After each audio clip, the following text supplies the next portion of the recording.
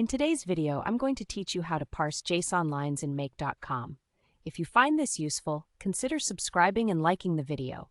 Let's dive right in. The first step you need to take is to set up your scenario canvas. This can be either a new scenario or an existing one. Start by clicking the plus icon on your canvas. From there, you'll want to search for the Parse JSON module and select it. This will allow you to begin the process of parsing your JSON data. Now, once you've added the module, it's time to define the data structure. Look for the option that says Create a Data Structure and click on it to open the designer. This is where the fun begins. Give your data structure a descriptive name that makes sense for your project.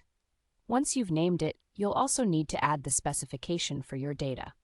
Here's a little tip to streamline this process. The fastest way to set up the specification is to paste a sample of a single JSON line or object right here. Why do this? Well, make.com will automatically infer the fields from that sample, which saves you a lot of time and potential errors. So go ahead and paste your JSON line in there. After defining your data structure, you need to configure strictness settings. You'll find an option to toggle strict mode on or off. It's important to know what these settings mean. If you turn on strict mode, the parser will reject any extra or undefined fields.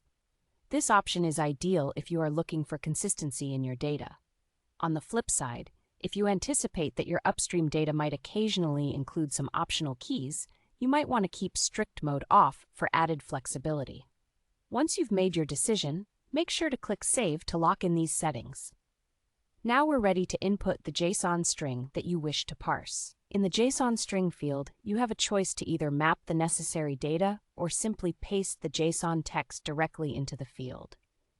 It's crucial to remember that because you're working with JSON lines, the system needs to process one line at a time. This careful approach ensures that it accurately matches the data structure that you've already defined. Once you've pasted or mapped your JSON string, don't forget to click Save again to finalize your settings. And that's it. You've successfully set up the JSON lines parsing in make.com. It's pretty straightforward once you break it down into these simple steps. By following this process, you can efficiently manage your JSON data, significantly enhancing your automation capabilities. Don't forget to test your setup to ensure everything is working as intended.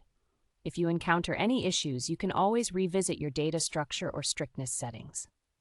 I hope you found this tutorial helpful. If you did, please remember to subscribe and like the video. Your support helps us create more useful